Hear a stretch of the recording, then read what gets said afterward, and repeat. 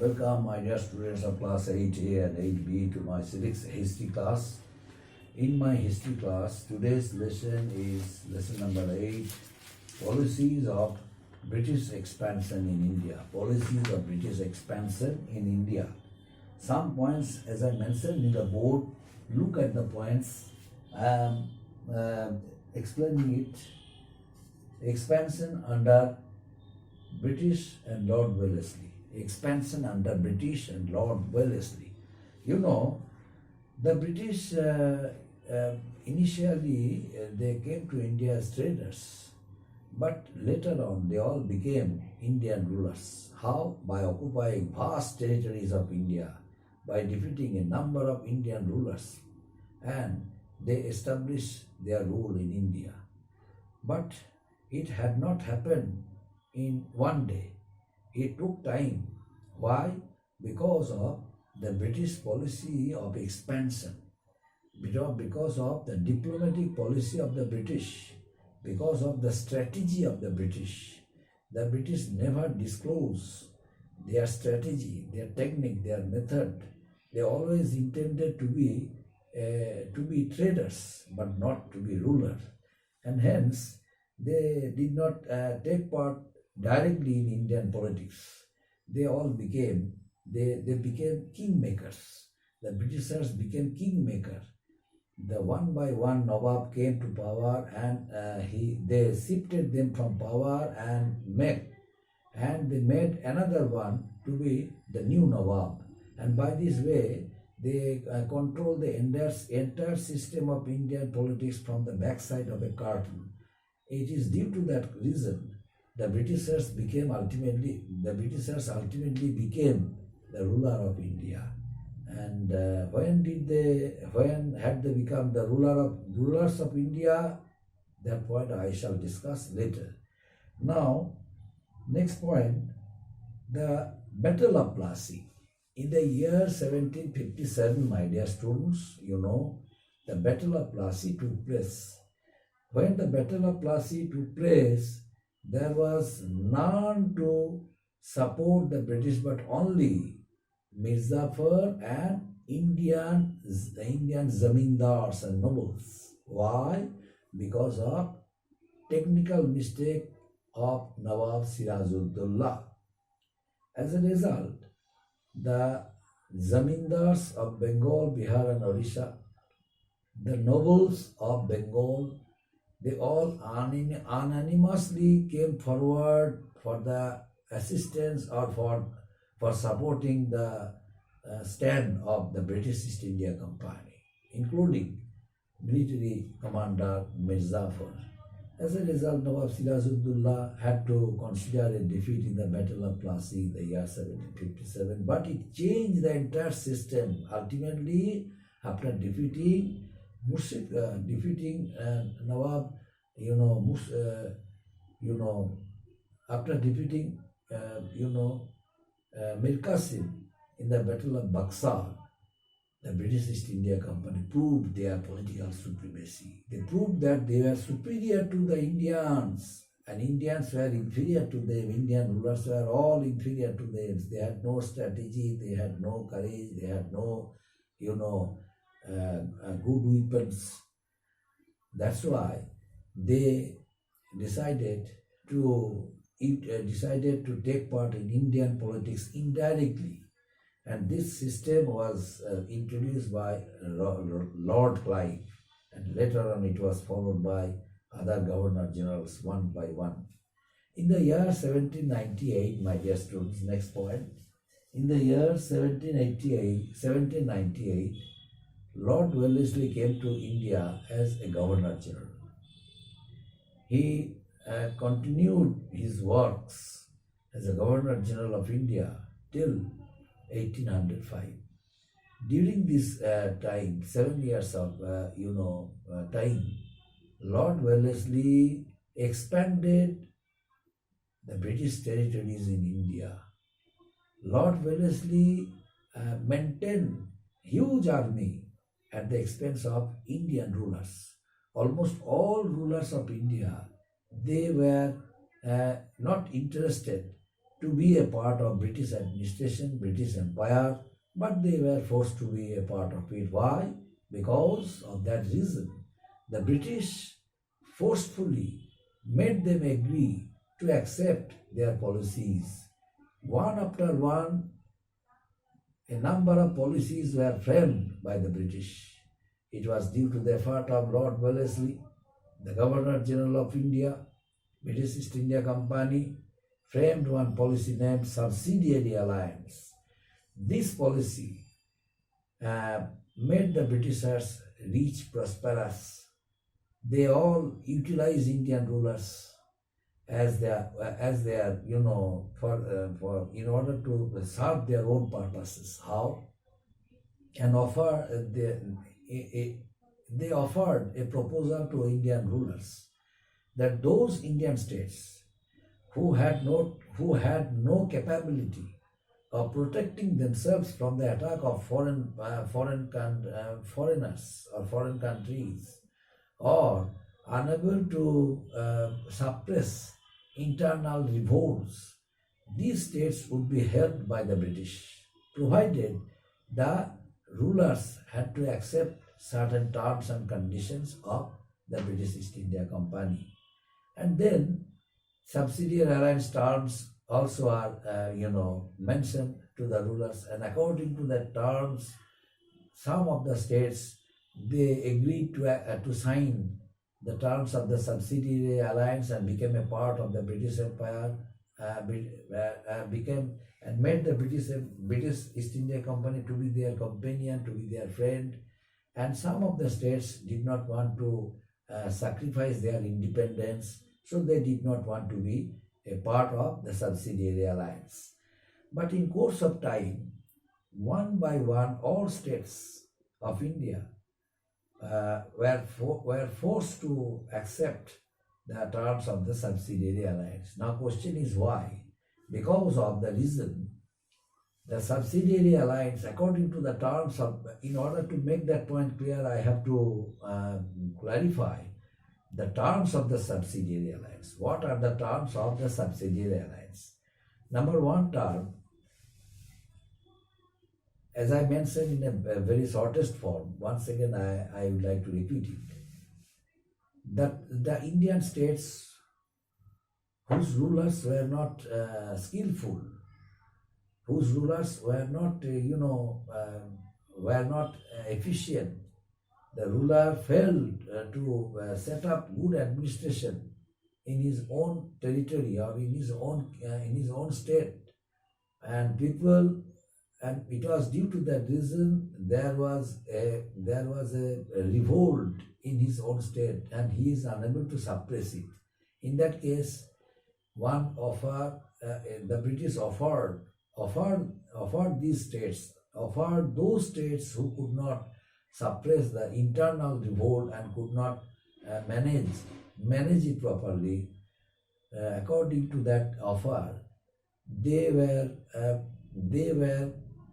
would be helpful by the Britishers in return for a number of troops of the British. The rulers had to maintain at their own cost, and one British resident would be there in their state, and one resident office also will be there. In that very in that very office, the resident would work, the resident would stay, the resident would watch over the activities of the rulers from that particular office. So some states accepted it, and some states who did not want to ignore their independent rights, who did not want to sacrifice their independence, their rights, they did not sign the subsidiary alliance. Now question is, why were they forced to sign it? What happened to them? The Britishers forced them to sign the terms of the subsidiary alliance. It was due to a reason, my dear students.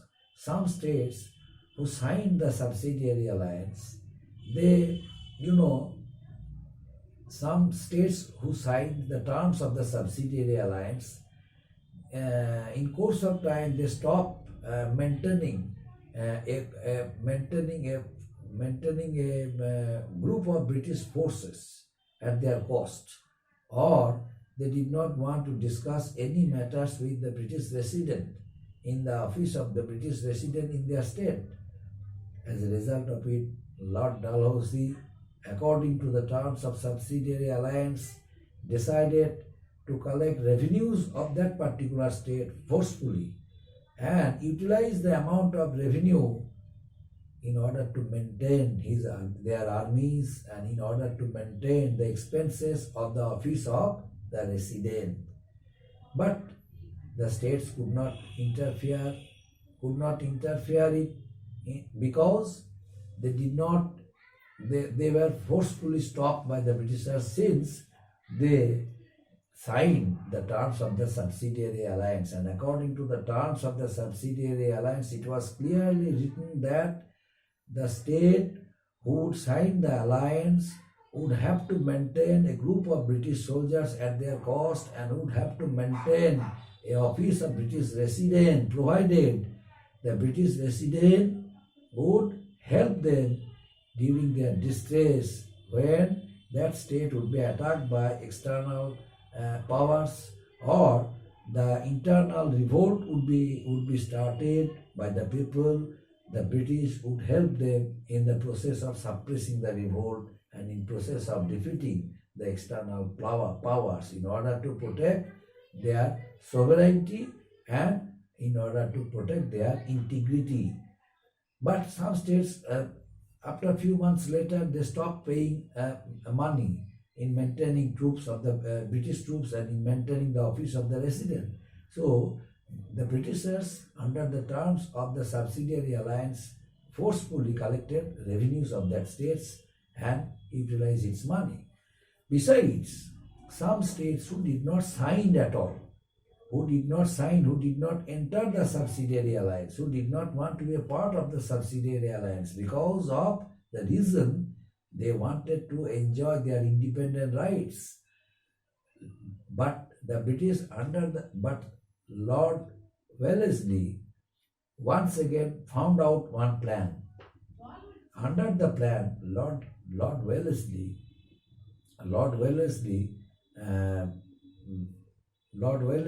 made a list of those states who once upon a time fought against the British but were defeated by the British. The British defeated them. They declared war against the British, but the Britishers defeated them. Out of it, these states who were defeated by the British once upon a time but did not sign the terms of the subsidiary alliance, under the terms of the subsidiary, and not under the terms of the subsidiaries, under the policy of aggression of Lord Wellesley, these states were forcefully signed. They were forced to sign the terms of the subsidiary alliance. As a result, a number of Indian states were forced to sign the subsidiary alliance who did not sign it earlier, because once upon a time they were defeated by the Britishers. So Lord Wellesley took its advantages and forced them to sign the terms of the subsidiary alliance. Who were they? They were the Marathas, Rajputs, Bundelas, Satnamis, all the Indian regional kingdoms who did not sacrifice their independence, and now they were forced to sign the terms of subsidiary alliance, because once upon a time they were defeated by the British, and the British took its advantages and forcefully made them agree to sign the treaty, sign the terms of the subsidiary alliance. And some of them, they did not want to be a part of it by saying it, why should I sign the terms of the subsidiary alliance? We don't want to, sacrifice our independence, and you cannot force us to sign the terms of the subsidiary alliance, because we can protect our independence, we can protect our sovereignty by means of our own effort, own strength. So we no need to have any facility, any help of the British. So we don't want to sign the subsidiary alliance. In that case, Lord Dalhousie utilized one language. Once upon a time, you were defeated by the British. Once upon a time, you fought against the British. So now you are bound to sign the terms of the subsidiary alliance. If you don't sign, then we shall declare war against it, against you. And in that case, once again you will be defeated. You would misuse your money. So it is better you sign the subsidiary alliance. We will protect you. We will protect your sovereignty. We will protect you. We will protect your integrity and dignity and honor will be there. If you don't want to sacrifice your dignity, your honor, then you make the Britishers to be your friends. And by this way, some states later on thought that it should be better, they should make friendship with the British, otherwise they would declare war against the Britishers. They would accept the challenge of the Britishers and obviously would be defeated. And in that case, the Britishers would not have any mercy for them. So far from doing it, they signed the subsidiary alliance terms and became a part of British Empire. By this way, Lord Dalhousie, my dear students, under the subsidiary alliance and under the policy of aggression, expanded British territories in India within the 7 years of his term from the year 1798 to 1805.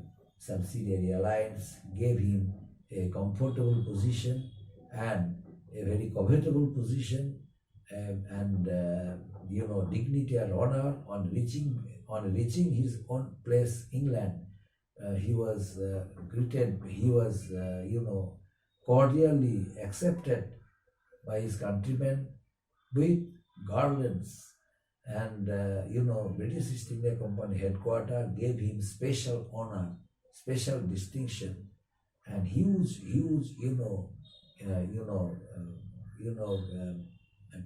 gifts. And ultimately, Lord Dalhousie's policy was accepted by the British, and never it was criticized by the British within that period, 1798 to 1805. And next point, my dear students, this is also a very important point, that is impact of the subsidiary alliance. What are the impacts? What were the impacts of the subsidiary alliance? There are certain impacts of the subsidiary alliance because some Indian states, territories, Indian rulers could be taken away any point of time by the British earlier to maintain troops, but some of them did not want to be a part of it. It was beneficial to the British but not beneficial to the Indian rulers. That's why they did not sacrifice their independent rights. They did not want to be influenced by the British. As a result of it, there was a negative impact on the states who accepted or were forced to accept this alliance. The Indian rulers under the alliance lost their independence. Naturally, they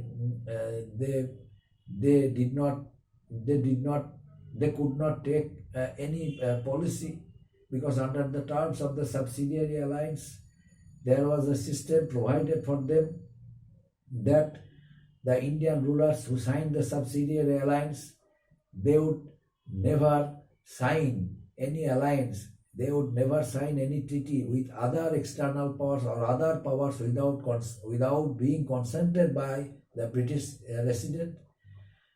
Before talking for any negotiation with other states, before people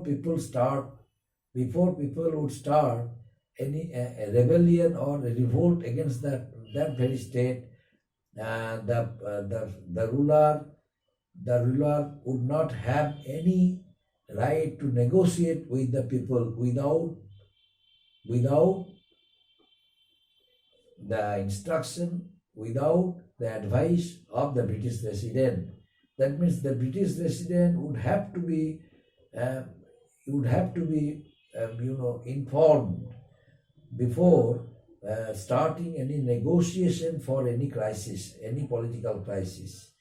So they later felt that it was a direct attempt in their independence, in their sovereignty. So they must come out of this alliance, but it was not possible because the British thoroughly had been threatening them. Those who would come out, those who would uh, those who neglect the treaty and its terms, there would be a war against them. The British would declare. Economic strain and impoverishment also was there, which collapsed the administration. And at the same time, the British decided to bring false allegations against some states. Those who wanted to come out of the alliance, of the subsidiary alliance, the British decided to bring false allegations against those states. What type of allegations? The allegations of misgovernance, that you are unable to govern your state perfectly, you are unable to fulfill the needs and expectations of your people. There was discontentment among the people. So due to misgovernance, due to maladministration, your states are taken over by the British. By this way, number of states were taken away by the British, and later on it became a part of the British Empire. The rulers became dependent on the British. The subsidiary alliance also aided British in defeating the Marathas. A number of powerful Indian kingdoms, they all one by one came under British control only because of that reason. Once upon a time they were defeated, and later on they all became a part of the subsidiary alliance. And by this way, the British East India Company and its governor generals one by one came and extended British territories in India, and ultimately they became complete ruler of India, ruled India. And afterwards, what happened? Next day I shall discuss. Thank you, my dear students.